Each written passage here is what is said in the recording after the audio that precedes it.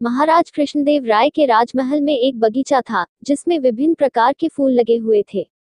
सारे फूलों में लाल गुलाब के फूल महाराज को अति प्रिय थे, इसलिए माली को उन्होंने उन फूलों का विशेष ध्यान रखने का निर्देश दिया था।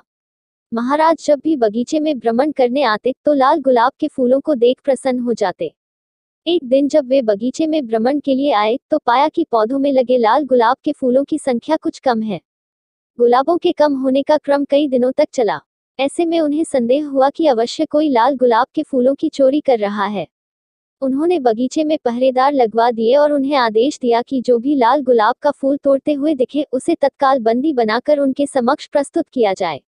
पहरेदार सतर्कता से बगीचे की निगरानी करने लगे। उनकी निगरानी रंग लाई और एक दिन चोर उनके हाथ लग गया।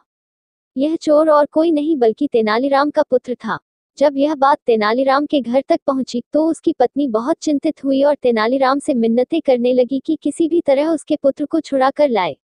तेनालीराम अविलंब राजमहल के बगीचे की ओर चल पड़ा ताकि महाराज के सम्मुख प्रस्तुत करने के पूर्व वह अपने पुत्र से मिल सके। रास्ते भर वह उसे बचाने का उपाय सोचता रहा। जब वह राजमहल के बगीचे में पहुंचा तो देखा कि पहरेदार उसके पुत्र को महाराज के सम्मुख प्रस्तुत करने की तैयारी में है। जब वह अपने पुत्र से बात करने को हुआ तो पहरेदारों ने यह कहकर रोक दिया कि अब अपने पुत्र से बंदी गृह में मिलना। तेनालीराम क्या करता, दूर खड़ा अपने पुत्र को पहरेदारों द्वारा ले जाता हुआ देखता रहा।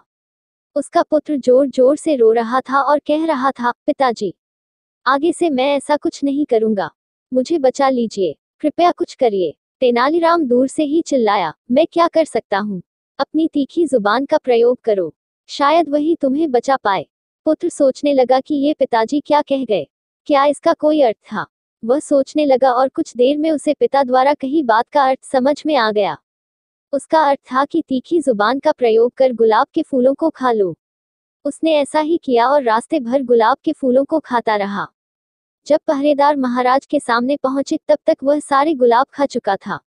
पहरेदार महाराज से बोले, महाराज, ये बालक ही लाल गुलाब के फूलों का चोर है। हमने इसे रंगे हाथ पकड़ा है। लज्जा नहीं आती, इतने छोटी उम्र में चोरी करते हो, बड़े होकर क्या करोगे। महाराज क्रुद्ध होकर बोले।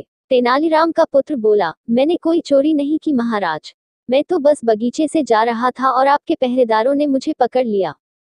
कदाचित इनका ध्येय आपकी प्रशंसा का पात्र बनना है, किंतु महाराज इसमें मुझ निर्दोष को सजा क्यों। अगर मैंने गुलाब चुराए होते तो मेरे पास गुलाब भी होते, लेकिन देखिए मेरे हाथ खाली है। महाराज ने देखा कि उसके हाथ में कोई गुलाब नहीं है। पहरेदार भी चकित थे कि सारे गुलाब कहाँ नदारद हो गए। रास्ते में अपनी धुन में वे ध्यान नहीं दे पाए कि कब तेनाली का पुत्र सारे गुलाब चट कर गया। अब बिना प्रमाण के यह साबित करना असंभव था कि वह गुलाब चोर हैं। महाराज पहरेदारों को फटकारने लगे, एक निर्दोष बालक को तुम कैसे पकड़ लाए, इसे अपराधी सिद्ध करने का क्या प्रमाण है तुम्हारे पास। भविष्य में प्रमाण के साथ चोर को लेकर आना, इसे तत्काल छोड़ दो। तेनालीराम के पुत्र को छोड़ दिया गया। वह घर पहुंचा और अपने माता पिता से क्षमा मांगी और उन्हें वचन दिया कि भविष्य में बिना पूछे कभी किसी की कोई वस्तु नहीं लेगा, क्योंकि वह चोरी कहलाती है। तेनालीराम ने उसे क्षमा कर दिया। गुलाब का चोर। महाराज कृष्णदेव राय के राजमहल में एक बगीचा था जिसमें विभिन्न प्रकार के फूल लगे हुए थे। सारे फूलों में लाल गुलाब के फूल महाराज को अति प्रिय थे, इसलिए माली को उन्होंने उन फूलों का विशेष ध्यान रखने का निर्देश दिया था। महाराज जब भी बगीचे में भ्रमण करने आते तो लाल गुलाब के फूलों को देख प्रसन्न हो जाते। एक दिन जब वे बगीचे में भ्रमण के लिए आए तो पाया कि पौधों में लगे लाल